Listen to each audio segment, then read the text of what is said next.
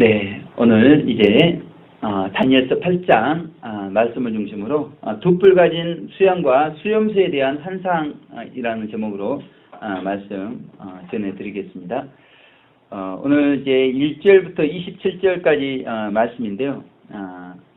오늘 본문의 말씀은 크게 네 부분으로 나누어 볼 수가 있겠습니다.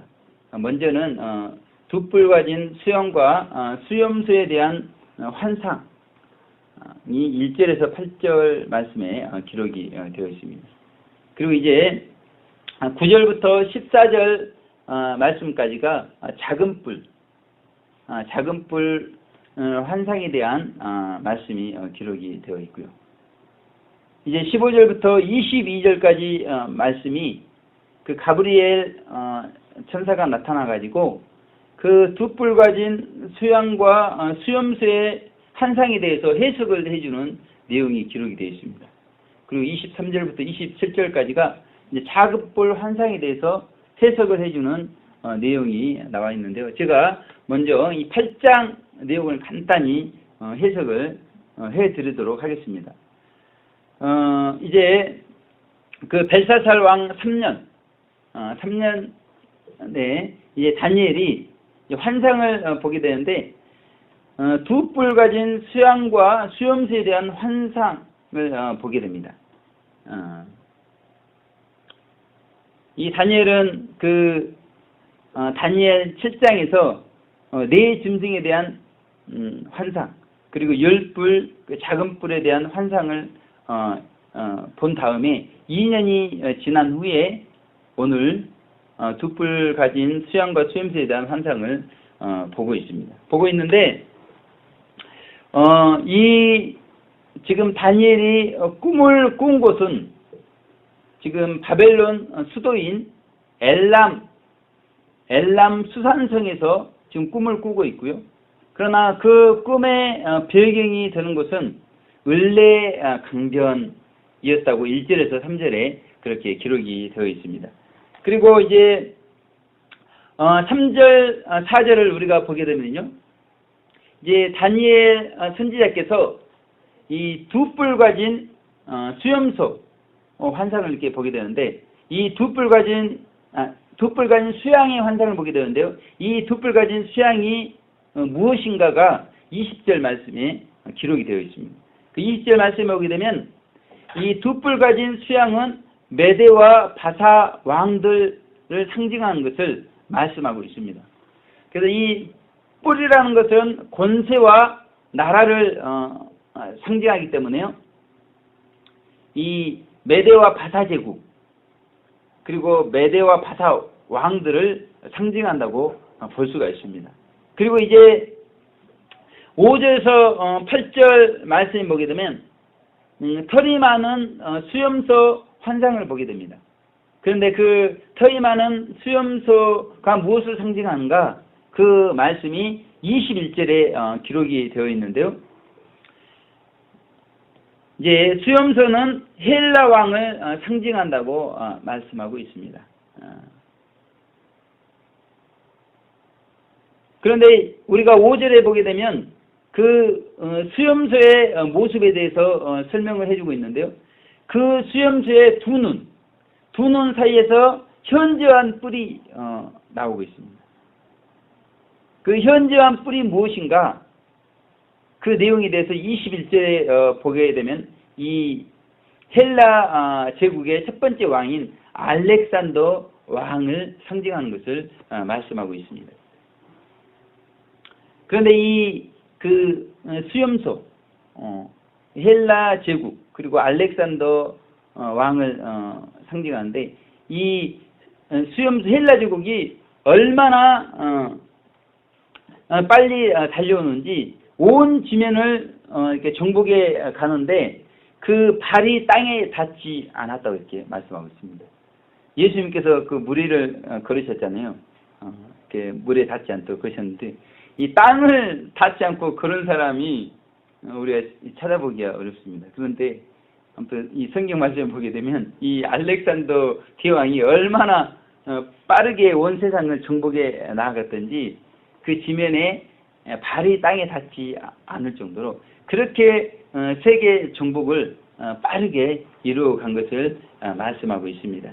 그러니까 6절, 7절에 보게 되면 이 알렉산더 대왕이 얼마나 빨리 정복에 나아갔던지 이 바사제국은 그 당시 최고의 제국이 아니겠습니까? 그 제국을 그 조그만 그 헬라의 그 젊은 왕, 그 20살의 그 왕이 오르거든요.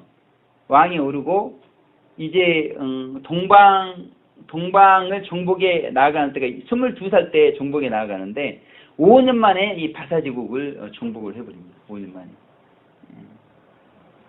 그리고 이 한 8년째쯤 그 인더스강까지 점령을 이렇게 그 인도가 있는 땅까지 점령을 할 정도로 그만큼 빠른 속도로 전 세계를 정복에 나아갑니다. 그런데 문제가 8절에 보게 되면 그 큰 뿔이 꺾여버립니다. 그러니까 알렉산더 왕이 이렇게 전 세계를 정복에 나아가다가 그 인도를 정복하면서 실패를 맛보게 됩니다. 그러니까 뭐 계속해서 온정을 하는 겁니다.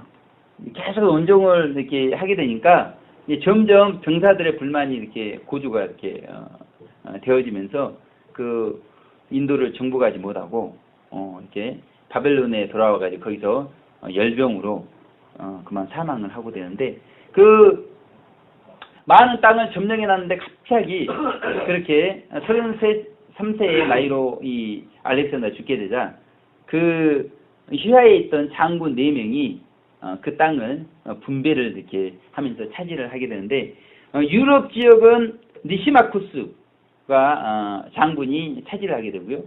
그 다음에 이 마케도니아 지역에는 카산더 장군이 차지를 하게 되고 그 다음에 이제 애굽 지역은 이제 프톨레미 이 장군이 차지를 하게 됩니다.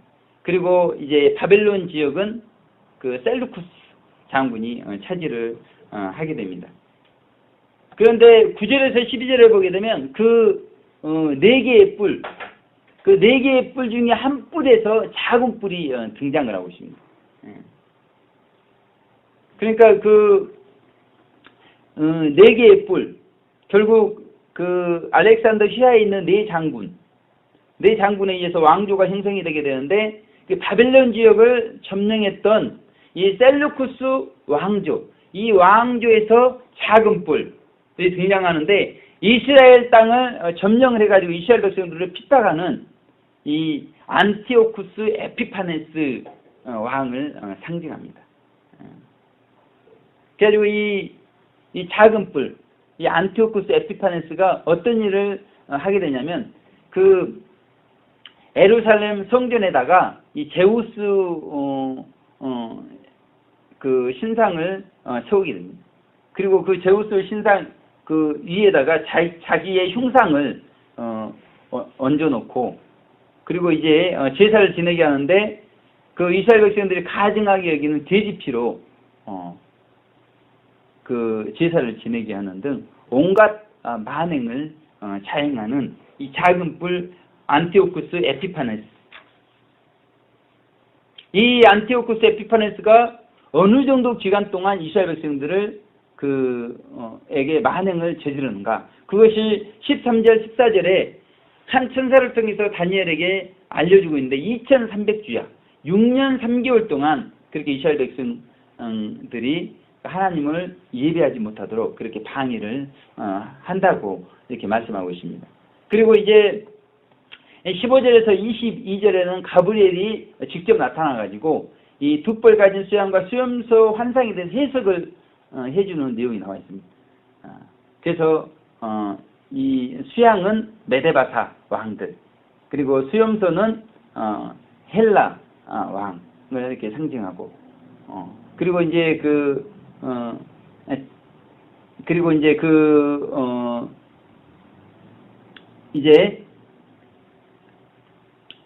다음에 23절에서 25절에는 이 작은 뿔 환상에 대해서 해석을 해주는데 이 작은 뿔 안티오쿠스 에피파네스가 어떠한 인물인가에 대해서 이렇게 해석을 해주고 있습니다. 그래서 얼굴이 엄장하다고 이렇게 표현하고 있거든요. 그러니까 이 국률의 마음이 없는 것입니다. 그 온유한 마음이 없어요. 잔혹함이 그 얼굴에 이렇게 있는 것을 이렇게 말씀하고 있고, 그리고 이 계율에 능하다고 말씀하고 있습니다. 그래서 여기 붙고 저기 붙어 가지고 자기의 어떤 영역을 자기의 권세를 확장해 나가는 그런 모습으로 안티오코스 에피파네스를 표현해 주고 있습니다. 그리고 권세가 강하다고 말씀하고 있어요. 권세가. 물론 모든 권세는 하나님께 있지만 이 에피파네스에게도 이 권세가 강하다고 말씀하고 있고요. 그리고 파괴를 행하며 하나님의 백성들을 죽이는 자행을 한다고 그렇게 가브리엘은 이 에피파네스를 설명을 하고 있습니다. 그리고 이와 같이 온갖 악행을 저지르다가 결국 이 안티오코스 에피파네스가 이 사람의 손에 의하지 않고 깨어지르라 이렇게 말씀하고 있습니다.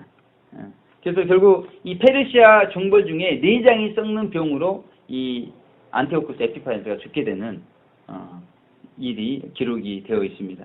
그런데 26절에 보게 되면 이 안티오코스 에피파네스라는 인물이 이제 후 3년 반, 대환란 후 3년 반에 등장할 적 그리스도의 모형인 것을 말씀하고 있다는 것이죠. 그러니까 이 후 3년 만에 등장하는 적 그리스도가 안티오코스 에피파네스가 이스라엘 백성들에게 예배를 못 드리게 하고 온갖 악행을 행하는데 그와 같이 그 후 3년 반 때 동일하게 하는 것을 우리가 알 수가 있다는 것이죠. 그래서 이 가브리엘의 해석을 들은 다니엘이 27절에 보게 되면 혼절했다고 이렇게 말씀하겠습니다. 혼절해가지고 수위를 앓으면서 이 왕의 일을 하지 못하다가 그 후에 일어나가지고 왕의 일을 하고 그 이상을 인해서 놀라게 되었다고 그렇게 말씀하고 있습니다.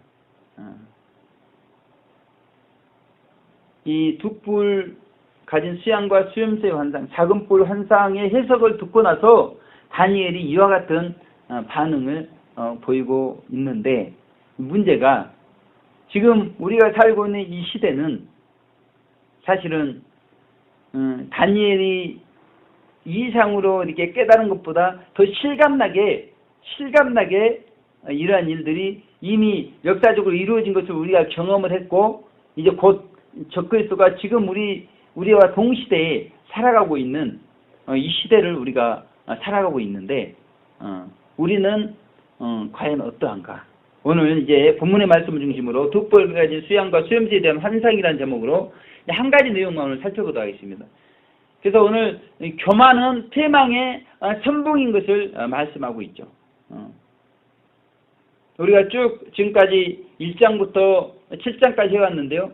이 느부갓네살 왕이 어떻게 패망하게 되었는가? 그가 그 지붕에 올라가서 그 바벨론을 바라보면서 이 바벨론이 나 때문에 이렇게 내가 건설한 바벨론, 그렇게 생각하고 있을 때 마음이 교만해졌을 때, 그러니까 하늘에서 소리가 있었는데 그 나라의 위가 너에게서 떠나갔다, 그렇게 말씀을 했죠. 교만했을 때 그렇게 느부갓네살 왕이 하늘 이슬에 젖는 들짐승의 삶을 살아가게 되었습니다. 그리고 이제 그 후에 이제 벨사살 왕이 분명히 그 선조 느부갓네살 왕이 교만해가지고 그렇게 들짐승의 인생을 산 것을 다 알고도, 성경은 분명히 다 알고도 그렇게 귀인들을 불러 모아다가 그것도 성소의 기명으로 술 파티를 하고 있었던 그날 밤, 그 벨사살 왕이 이 다리오 왕, 메데 사람 다리오 왕에 의해서 죽임을 당하는 그런, 결국 이렇게 교만했을 때 패망을 하게 되는 그런 일들이 있었던 것을 말씀하고 있습니다. 그리고 이제 그 메데 다리오, 메데가 결국 바사에 의해서 이제 통합이 돼버리는 것이죠. 그래서 그 다니엘서 7장에 보게 되면 이제 네 짐승 중에 곰의 모습이 나오는데 그 곰이 한쪽에 발을 들었다고 이렇게 했습니다. 그래서 메대가 바사에 의해서 기울어지는 그것을 표현을 하고 있고, 오늘 본문의 말씀에 보게 되면 두 뿔이 분명히 긴데 나중 뿔이 더 길다고 이렇게 표현을 하고 있습니다. 결국 이 나중에 이렇게 등장한 바사에 의해서 메대가 이제 통치를 받게 되면서 메대 바사 제국이 이루어지게 되는 것을, 그런데 그 메대 바사가 서와 북과 남을 향하여 받으나, 그러니까 그 메대 바사에게서 구해줄 나라가 없다고 성경 기록하고 있어요. 3절 4절에 보게 되면요. 그래서 그 메대 바사가 임의로 행하고 스스로 강대하더라, 그렇게 표현을 하고 있습니다. 그러니까 이 정복을 해 나가는데 얼마나 팽창을 해 나가는지 스스로 교만이 극에 달한 상태를 표현하고 있다는 것입니다. 그런데 결국 그렇게 서쪽으로 북쪽으로 남쪽으로 땅을 넓혀가던 메대 바사도, 심지어 바벨론까지 점령했던 메대 바사도 결국 헬라 제국에 의해서 멸망을 당하는 것이죠. 우리 5절에 보게 되면 그 수양이 헬라와 메대의 제국을 상징한다고 그랬잖아요. 그런데 그 수염소가 그 수양에게로 가까이 나아가서 분을 내면서 성내면서 그 수양을 땅에 엎드려뜨리고 짓밟았으나 능히 수양을 그 손에서 벗어나게 할 리가 없었더라, 그렇게 표현하고 있습니다. 헬라 제국에 의해서 메데바사 제국이 완전히 멸망당하는 모습을 그렇게 표현을 하고 있습니다. 그런데 그 헬라 제국도 결국 알렉산더의 아집에 의해서 네 나라로 분열이 되어버리는 것을 오늘 성경 말씀은 기록하고 있습니다. 8절에 보게 되면 수염소가 스스로 힘이 강대하여 가더니 강성할 때 큰 뿔이 꺾이고 그 대신에 현저한 뿔 넷이 하늘 사방을 향하여 났더라, 그랬습니다. 그러니까 현저한 뿔이 꺾였다고 이렇게 말씀하고 있거든요. 현저한 뿔은 알렉산더 왕을 상징한다고 그랬는데, 알렉산더 왕이 갑자기 열병으로 바벨론 지역에서 33세의 나이로 죽게 됩니다. 그러니까 20세 왕이 올라가지고 22세부터 동방 원정을 가기 시작하는데요. 그래가지고 이제 나라들을 정복해 가는데 너무나 빠른 속도로 5년 만에 그 가사제국을 무너뜨리고요. 그 인더스강까지 점령을 해 들어갑니다. 그리고 이제 인도를 점령을 하려고 그러는데 그 군사들이 그 불만이 고조가 돼가지고 결국 인도를 점령하지 못하고 바벨론 지역에서 열병으로 죽게 되는 그런 일들이 벌어지면서 결국 그 헬라 제국은 네 나라로 이제 나뉘어지게 되게 되는 것을 말씀하고 있는 것이죠. 그리고 이제 그 네 왕조 중에서 특히 이 바벨론 지역을 차지하고 있던 셀루쿠스 왕조, 그 셀루쿠스 왕조에서 이제 안티오쿠스 에피파네스 왕이 일어난다는 것입니다. 일어나는데 이 안티오쿠스 에피파네스 왕도 결국은 주전 163년 봄에 이 페르시아 타베에 있다가 정신 이상으로 죽게 됩니다. 왜 이 페르시아 타베에서 정신 이상으로 죽게 되냐면요. 이제 그 애굽의 왕들이 그 노마와 이렇게 조약을 맺으면서 배반을 하게 됩니다. 배반을 하게 되고 그러면서 여러 수세에 몰리게 됩니다. 그래서 이제 그 세금을 이제 많이 이렇게 확보하기 위해서 이 정복을 이렇게 나서게 되는데, 그리고 나서게 되면서 그 예루살렘을 이제 자기 아들에게 맡기면서 원정을 가게 되는데 그 마카비 장군에 의해서 그 이제 안티오코스 군대들이 다 멸망을 하게 됩니다. 그 소식을 이 안티오코스 에피파네스가 듣게 되는 것이에요. 듣게 되고 결국 그리고 예루살렘 성이 회복된다는 그런 사실을 이 에피파네스가 듣게 되면서 이 에피파네스가 정신 이상으로 결국 죽게 되는 것입니다. 그리고 이제 그래서 25절에 보게 되면 그가 사람의 손을 말미암지 않고 깨어지리라 그렇게 말씀하고 있거든요. 그러니까 누구에 의해서 죽는 것이 아니라 그렇게 정신에서 악령이 들려가지고 이 에피파네스가 죽게 되는 것을 성경은 말씀하고 있는 것입니다. 이와 같이 교만은 패망의 선봉이에요. 느부갓네살, 벨사살 왕, 메데 바사, 헬라, 그리고 알렉산더 대왕, 그리고 그 셀루쿠스 왕조에서 에피파네스 이르기까지 교만했던 모든 제국, 왕들이 결국 패망의 길로 간 사실을 역사적으로 우리에게 깨닫게 해주고 있다는 것입니다. 그래서 우리는 가진 것 때문에 그리고 더 갖고자 하는 욕망 때문에 교만해지는 것을 성경은 말씀하고 있습니다. 그러니까 이 느부갓네살 왕과 벨사살 왕이 결국 패망했는데 교만 때문에 패망했거든요. 그런데 왜 교만했는가? 그것은 그 큰 바벨론 때문에 교만했다는 것입니다.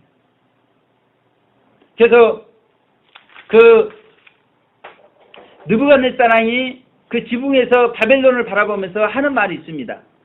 제가 다니엘 4장 30절 말씀 봉독해 드리겠습니다. 나 왕이 말하여 가로되 이 큰 바벨론은 내가 능력과 권세로 건설하여 나의 도성을 삼고 이것으로 내 이름의 영광을 나타내는 것이 아니냐 하였더니 이렇게 말씀하고 있습니다. 나를 4번이나 이렇게 말하고 있어요. 그래서 결국 31절에 보면 내게서 떠났느니라 이렇게 말씀하겠습니다. 나를 그렇게 강조했던 느부갓네살 왕이 결국 하나님에서 떠나고 결국 패망하는 그런 인생이 되었다는 것입니다. 그러니까 큰 바벨론 그 소유 때문에 이 느부갓네살 왕과 벨사살 왕이 교만했다는 것이죠. 이 메데와 바사 제국도 마찬가지입니다. 서쪽으로 북쪽으로 남쪽으로 그 정복된 그 땅 때문에 결국 교만해져서 헬라에서 멸망을 당하게 되는 것이죠. 그 알렉산더 대왕도 마찬가지입니다. 그렇게 백성들의 그 원망과 불평을 잘 좀 듣고 아집을 피우지 않고 잠시 거기서 멈춰서 좀 추스린 다음에 세계 정복을 꿈꿨었다면 이 알렉산더에 의해서 세계가 정복될 수도 있었을 것입니다. 그런데 그 백성들의 원망을 듣지 않았다는 것이죠. 결국 기어코 인도를 정복하려다가 정복하지 못하고 실패하고 결국 그 바벨론 지역에서 열병으로 죽게 되었다는 것입니다. 그러니까 이 인도 땅에 대한 소유 그것 때문에 결국 교만해져서 망하게 됐다는 것입니다. 그 안티오코스 에피파네스도 마찬가지입니다. 그 엘리마이스에 있는 나네아 신전 그 나네아 신전을 강탈하려고 하다가 결국 실패에 이르게 되고 거의 미칠 지경에 이르렀는데 소식을 듣자니 그 마키아 장군에 의해서 예루살렘 전투에서 계속 실패하고 결국 예루살렘 성이 회복되었다는 소식을 듣고 이제 정신 이상을 일으켜서 죽게 되었다는 것입니다. 그 나니아 신전이 그의 소유가 되어가지고 그가 교만하면서 결국 그는 미칠 지경까지 이르게 되었다는 것입니다. 우리가 계시록 12장 그 17절에 보게 되면요, 이 붉은 용이 이제 바다 모래 위에 서 있는 모습이 나오고 있습니다. 그것은 이제 그 세상 가운데 이제 직접 나타나서 적그리스도 제승로마 통치자의 영 속에 합의를 되어가지고 이제 직접 경배를 받으려고 하는 그런 모습이 나오고 있는데 이 붉은 용이 그 예루살렘 성을 중심으로 하는 이스라엘 백성들을 정복하려고 세계 3차 세계 대전까지 일으켰습니다. 그러니까 세계 3차 세계대전 그 배후에 이 붉은 용이 배후에서 역사하는 거죠. 그래서 어찌하든지 이스라엘을 정복을 하려고. 근데 이 붉은 용의 욕망은 전 세계 사람들로부터 경배받는 그 욕망이 이렇게 있거든요. 근데 마지막 때 이스라엘 백성들이 이제 주님께로 돌아와가지고 두 증인에 의해서 예수님을 믿으면서 예수님께 경배하고 있었기 때문에 그들을 정복하려고 했는데 그 세계 3차 세계대전 통해서 정복을 하지 못합니다. 그래서 이 붉은 용이 분노를 해가지고 결국 이제 직접 이 적그리스도 제수노마 통치자 속으로 들어가서 적그리스도가 되어가지고 이 이스라엘 백성들을 핍박하려고 그렇게 바다 모래 위에 서 있는 모습이 나오고 있는데, 이와 같이 이 이스라엘 백성들 때문에 이 붉은 용은 역사적으로 그 교만이 계속해서 중폭이 되고 있는 것을 볼 수가 있습니다. 교만했는데 자꾸 이 교만이 중폭이 되게 되어 있는 거예요. 그래서 지금 교만이 최고조에 다달라 있는 것입니다. 그래서 이와 같이 이 가진 것 때문에 더 갖고자 하는 욕망 때문에 교만해지는 것을 성경은 말씀하고 있습니다. 그래서 우리는 이 하나님께 나라와 권세와 영광이 있음을 우리가 알고 있잖아요. 그래서 우리가 주기도문 고백할 때마다 나라와 권세와 영광이 주님께 있습니다. 우리가 그렇게 고백을 한단 말이죠. 그래서 15절에 보게 되면 나 다니엘이 이 이상을 보고 그 뜻을 알고자 할 때 사람 모양 같은 것이 내 앞에 섰고 그렇게 말씀했습니다. 지금 가브리엘이 다니엘 앞에 서 있는 모습을 말씀하고 있는데 그 가브리엘을 사람으로 이렇게 표현하고 있습니다. 사람. 여기에서 사람이라는 뜻은 이 강하다, 큰 힘을 가지고 있다, 그런 의미가 있습니다. 그러니까 하나님의 용사를 의미하고 있어요. 가브리엘을 하나님의 용사로 표현하고 있어요. 그 하나님의 용사인 가브리엘이 친히 두 뿔 가진 수양과 수염새의 환상에 대해서 해석을 해주고 있고 작은 뿔의 환상에 대해서 해석을 해주고 있는데 그 가브리엘을 하나님의 용사로 표현하고 있습니다. 그런데 우리가 요한계시록 12장 7절 8절에서 보게 되면 미카엘과 그의 사자들이 용으로 더불어 싸울 때 용과 그의 사자들로 싸우나 이기지 못했다고 그렇게 표현하고 있습니다. 이 하나님의 군대, 이 군대장관 미카엘과 그의 사자들과 용과 그의 사자들이 싸운데 그 미카엘의 군대를 이기지 못하고 땅으로 쫓겨나는 장면이 나타나고 있다는 것입니다. 그래서 우리는 이 세상 군대보다 하나님의 군대가 더 강한 것을 우리가 알 수가 있다는 것이죠. 세상 군대가 우리의 눈으로 볼 때는 강해 보입니다. 지금 미군 군대가 강해 보이고 러시아 군대가 강해 보입니다. 그런데 우리가 영적인 눈으로 보게 되면 하나님의 군대, 하늘 군대가 더 강한 것을 성경은 말씀하고 있다는 것이죠. 그래서 이 사대교회 보낸 편지 계시록 3장 1절에 보게 되면 예수님께서 7영과 7뼈를 가진 이 그런 모습으로 표현하고 있습니다. 영계의 사역자들을 붙잡고 그 영계의 사역자들 중에는 이 미카엘 천사장도 포함이 되어 있죠. 그리고 7뼈 지상의 사역자들을 붙잡고 예수님께서 일하고 계시다는 것입니다. 그래서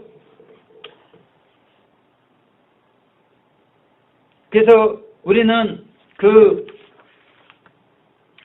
이 하나님의 군대, 비록 이 세상 군대들이 정말 강하기 때문에 정복을 해 나가는 것이거든요. 사실은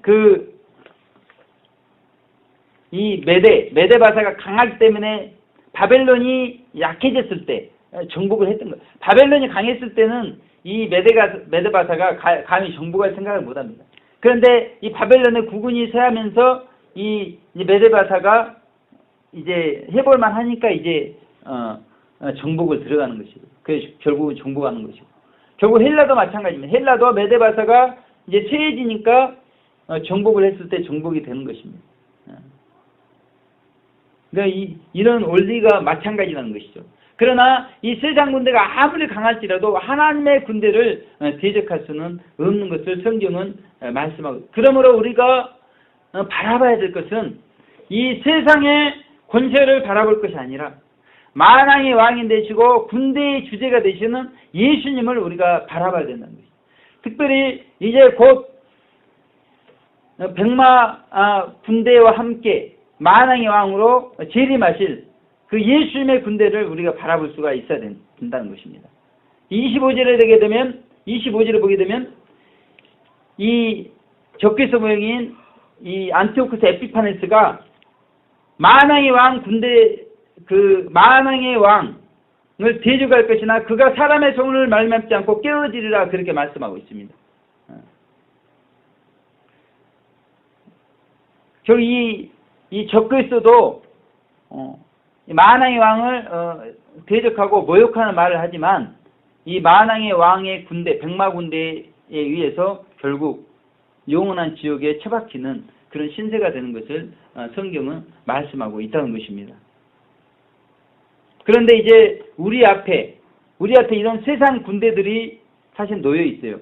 사실 메데바사, 바벨론, 헬라 이런 대제국에 비하면 사실 별게 아닙니다. 별게 아니지만 우리 앞에 북한이 놓여 있고 우리 앞에 이스라엘이 놓여 있고 우리 앞에 WCC가 당장에 놓여 있습니다. 이런 세상의 권세 앞에서 지금 한국 교회만 보더라도 이 WCC 이 권세 앞에서 끽소리도 못하고 있는 것이 한국 교회 현실입니다. 미국도 마찬가지. 미국도 저번에 간증을 들어보니까 그 이제 사탄교회에 그 자본을 대주는 그런 기업입니다. 그런 기업 CEO가 나와가지고 버젓이 하는 말이 미국에 깨어있는 하나님의 사람이 없다는 것입니다. 그래서 방송에 나와가지고 심지어 그렇게 나는 사탄의 종교에 자본을 대준다. 그렇게 노골적으로 이야기를 해도 거기에 대항할 깨어있는 성도가 없다는 것입니다.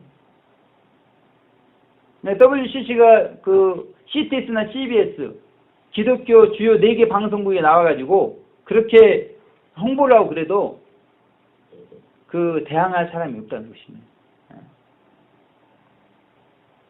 그러나 이런 모든 세상 권세는 결국 무너질 것들이라는 것이죠. 에베소서 6장 12절을 보게 되면 우리의 싸움은 혈과 육에 대한 싸움이 아니라고 그랬습니다. 악한 영들에 대한 싸움이라고 그랬는데요. 그래서 모세가 아말렉 군대와 싸울 때 이게 손을 이렇게 들었다는 것이죠. 모세가 손을 들면 하나님께서 묘하게 이기게 하시고 또 내리면 지게 하시는 그런 과정을 반복하다가 아론과 훌이 손이 내려오지 않도록 했을 때 이스라엘 군대가 이겼다는 것입니다. 모세가 단을 닦고 그 여호와 니시를 여호와 니시라고 이렇게 불렀다는 것이죠. 그때 여호와께서 맹세하시기를 여호와가 아말렉으로 더불어 대대로 싸우리라 하셨다 이렇게 말씀하셨습니다.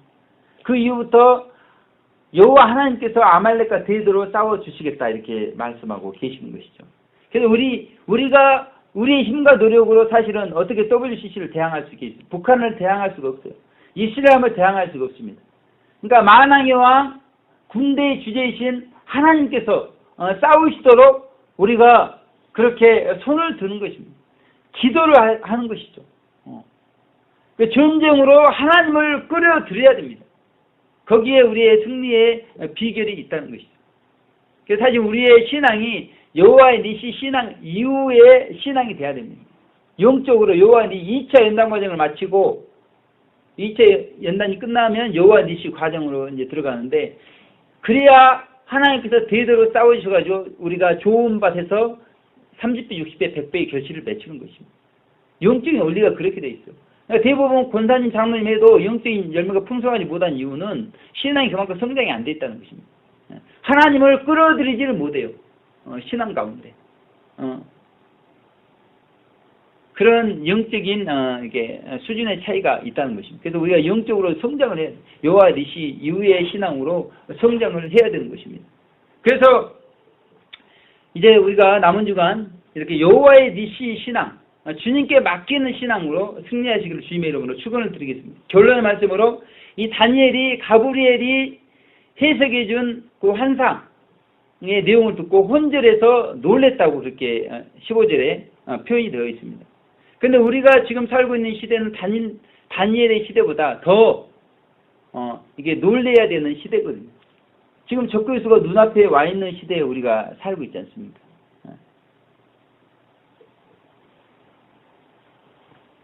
그런데 지금 이 교회 강단에서는 아직도 이 알렉산더처럼 빨라야 된다. 빠르게 정복을 해야 된다. 그리고 이 안티오쿠스 에피파네스처럼 은밀한 술수, 계략이 있어야 된다. 그런 걸 강단에서 선포를 하고 있다는 것입니다.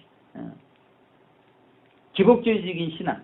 결국 오랫동안 그 목회자의 설교를 들고 이 목회자가 이 땅의 축복을 이야기하고 있는가 하늘의 축복을 이야기하고 있는가가 분명하게 드러납니다.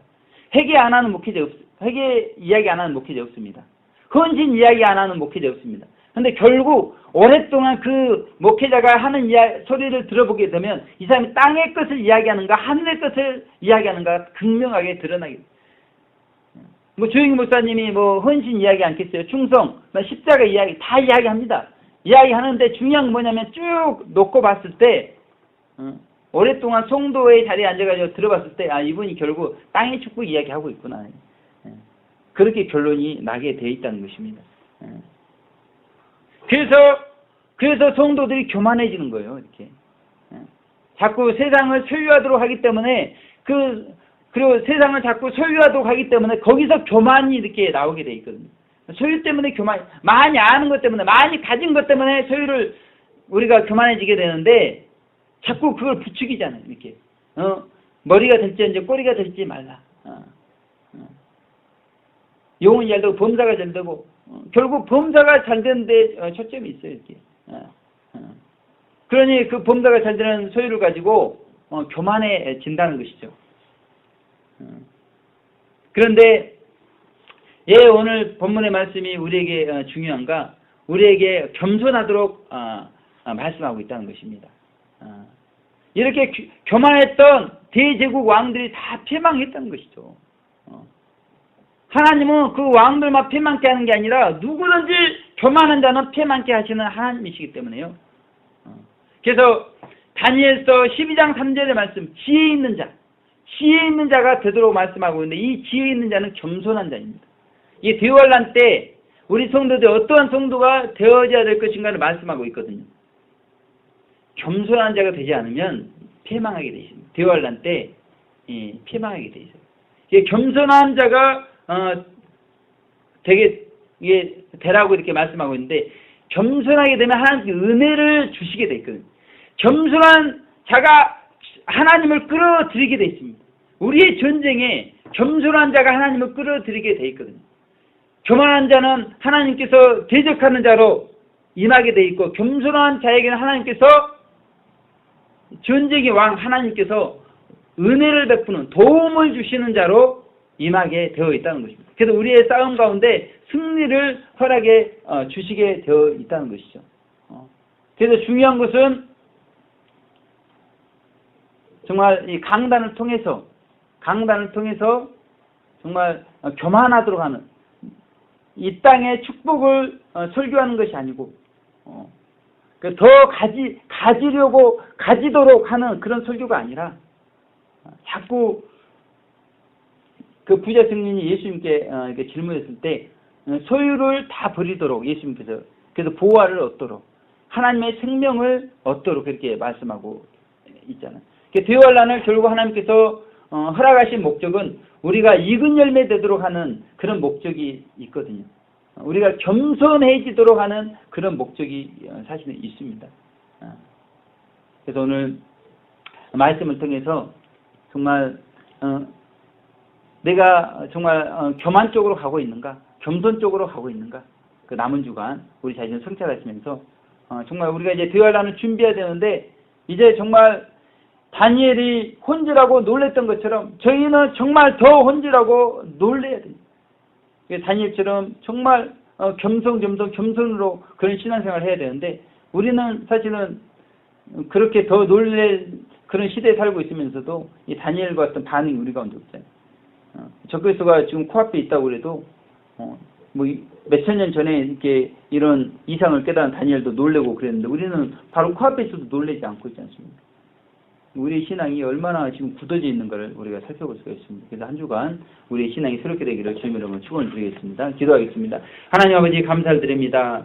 오늘 두 뿔 가진 수양과 수염새의 환상의 말씀을 중심으로 아버지 하나님 우리의 신앙이 정말 겸손한 신앙으로 새롭게 될 수 있도록 인도하여 주시길 원합니다. 성목교의 모든 성도님들이 아버지 하나님 이제 드열란을 정말 눈앞에 두고 있는 이 시점에서 다니엘이 그 환상 중에 아버지 놀래고 혼절했던 것처럼 아버지 하나님 우리가 아버지 하나님 이제 세상적인 소유를 때문에 교만해지는 것이 아니고 세상의 소유를 또 붙잡고자 또 교만의 길로 가는 것이 아니라 아버지의 은혜를 아버지 하나님 우리가 공급받기 위해서 겸손의 자리로 나아갈 수 있도록 인도하여 주시옵소서. 감사드렸고 예수님 귀하신 이름으로 기도 올려드립니다.